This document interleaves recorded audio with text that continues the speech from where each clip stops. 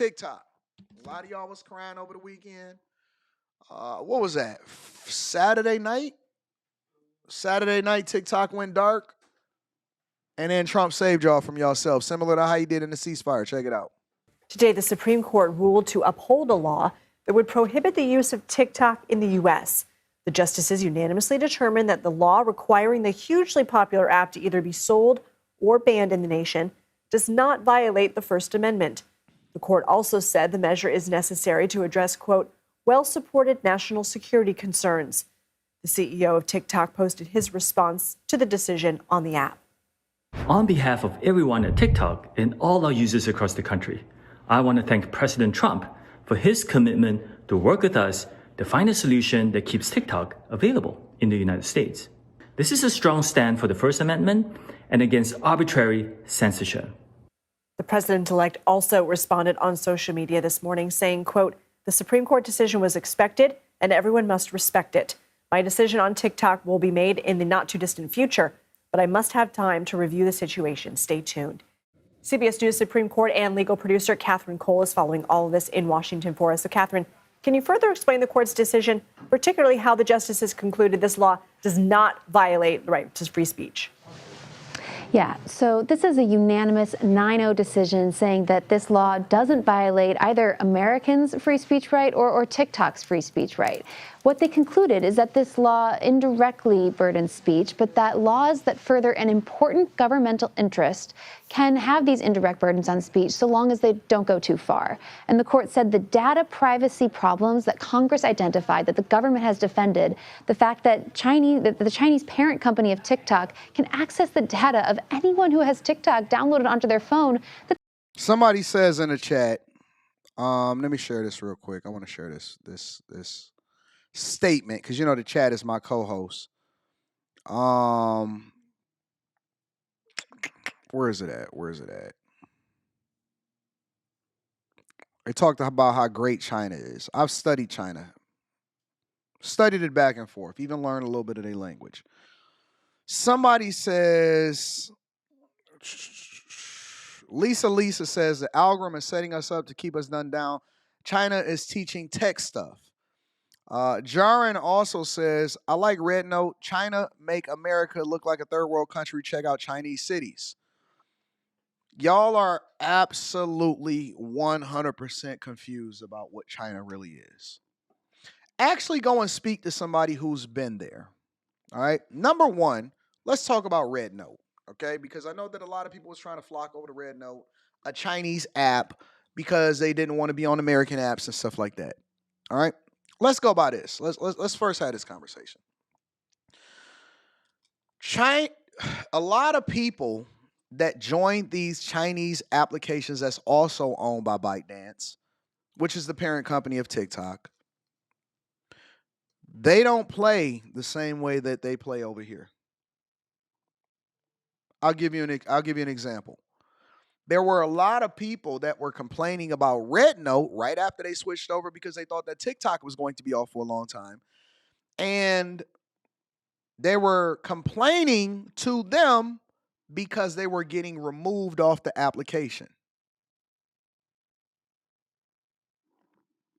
Why were they getting banned off of Red Note?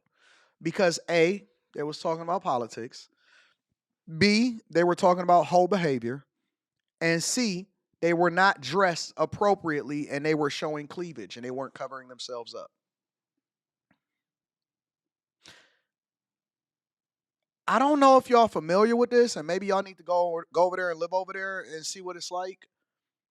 They present a image over there that's completely different from what the real experience is. More importantly, they censor.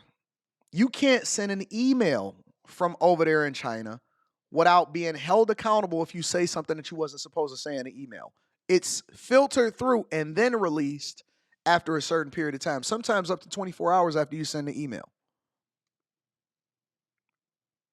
You cannot say anything. For example, you see how y'all be complaining about Trump or Biden and stuff like that, how we could just say what we want to say? You can't do that over there. You cannot criticize leadership over there. They will have you in a concentration camp immediately. You can't have your titties out. You can't do 304 talk.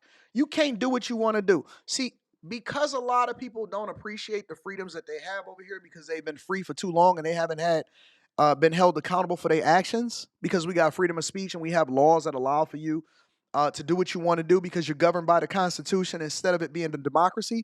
You think that you cool and you think that it's sweet over there. Oh man, they living in 2077. No, they not. They being controlled and they being made to do. They're told what they're going to do when they're born. You wouldn't survive over there because you don't really know what it's like.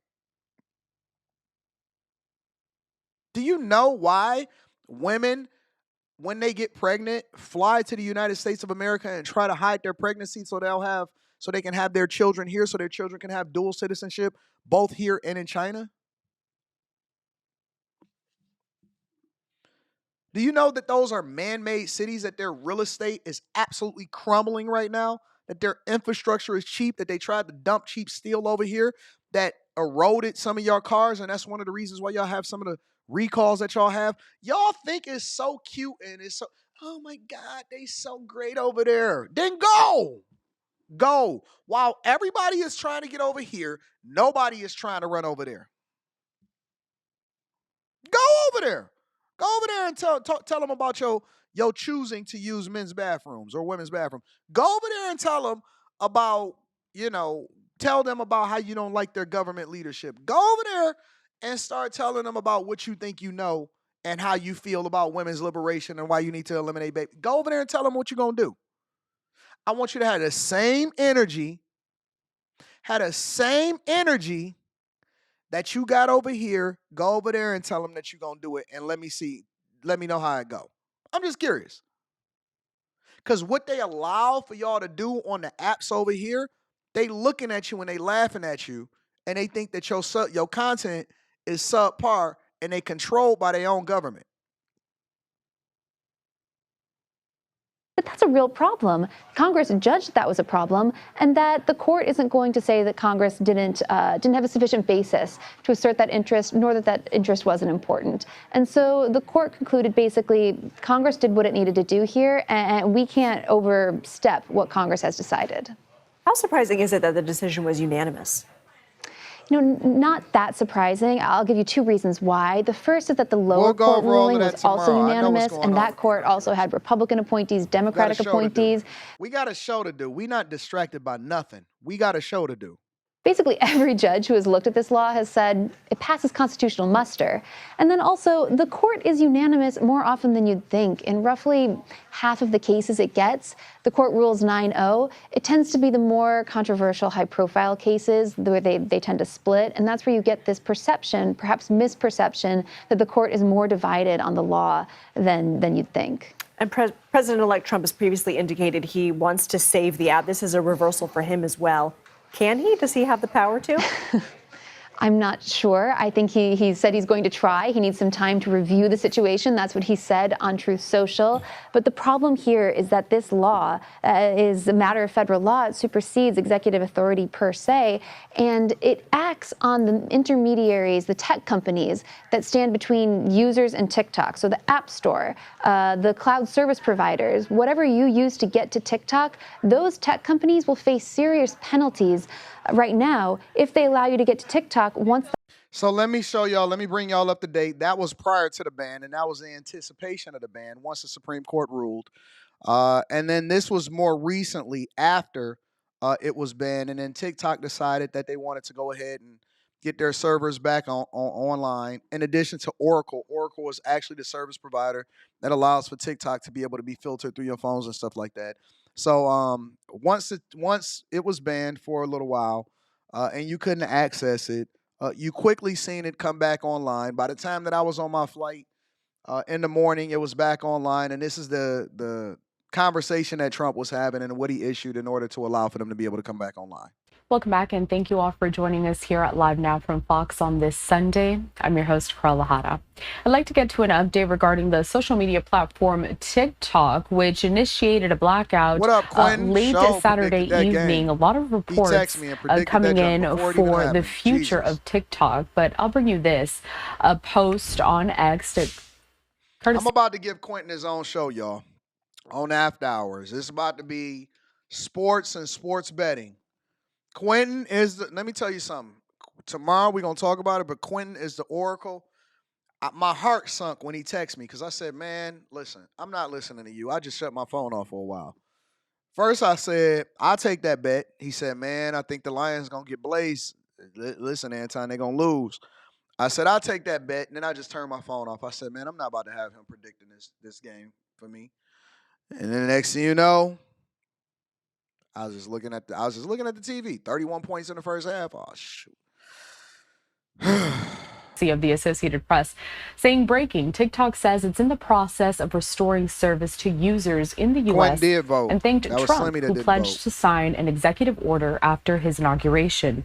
Speaking of the president-elect, we also have a statement here from him via Truth Social. It's up on your screen right now. And it says this, quote, "I'm asking companies not to let TikTok stay dark. I will issue an executive order on Monday to extend the period of time before the law's prohibitions take effect so that we can make a deal to protect our national security.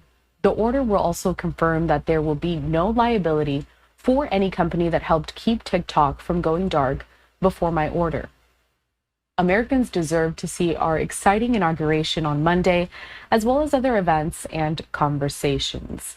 And also this post on X from a TikTok policy. So it's a little cut off, but I'll read it to you in full. It says, "In agreement with our service providers, TikTok is in the process of restoring service. We thank President Trump for providing the necessary clarity and assurance to our service providers that they will face no penalties providing TikTok to over 170 million Americans." So let me break this down for people in the back from a business perspective and exactly what I believe that Trump is doing. Okay. Trump is about running up a bag here in America, and he's also about making sure that he protect national security. So what does that mean?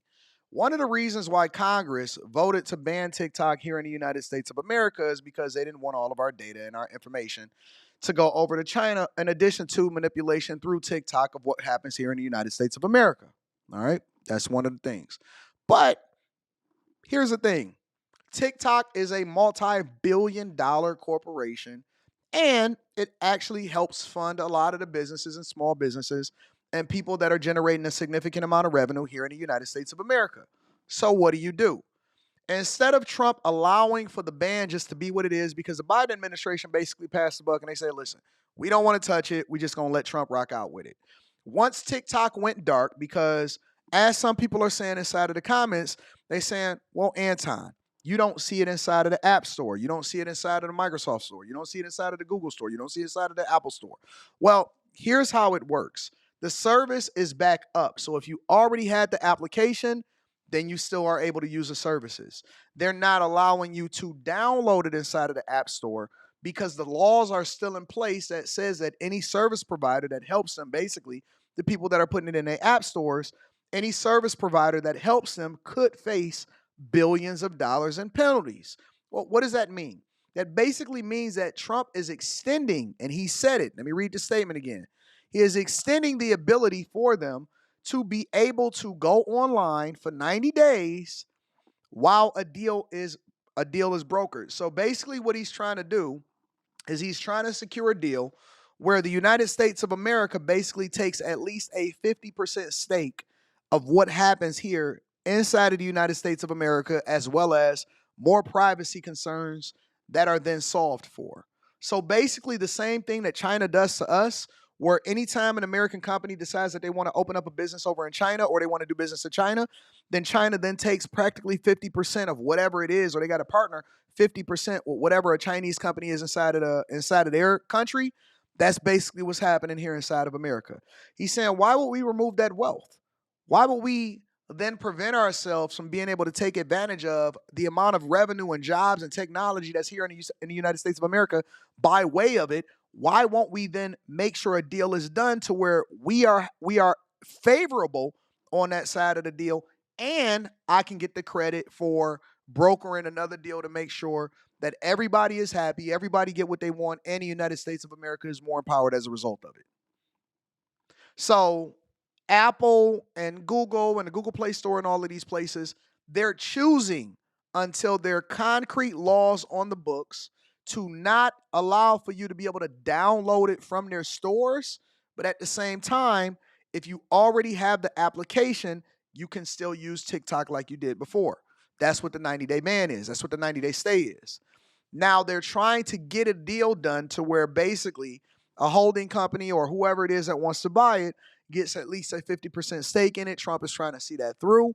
But basically TikTok is depending on, the CEO of TikTok is depending on Trump to execute on his word through executive order to not fine them or to not hold them accountable for the things that happen or them coming back online to be able to provide the advertisers and the TikTokers and the servicers and all of the people that depend on the app for their income to be able to run up a bag. Apple and Google and them, they saying, oh, we just going to wait and see what happens because we want Congress to actually join in, and Trump just joined office. Actually, the TikTok CEO is at the inauguration right now, and he's cozying up to Trump, and so he got to bend the knee. They got to bend the knee. So I'm going to stay on top of it. More importantly, shout out to all of the people that was hating on Trump, but then at the same time, they depended on him in order to save TikTok because you need TikTok. And I get it. It's a lot of people. It's his own economy, right? But shout out to all of the people that's dependent on Trump to save TikTok. You remember that the next election when J.D. Vance is up.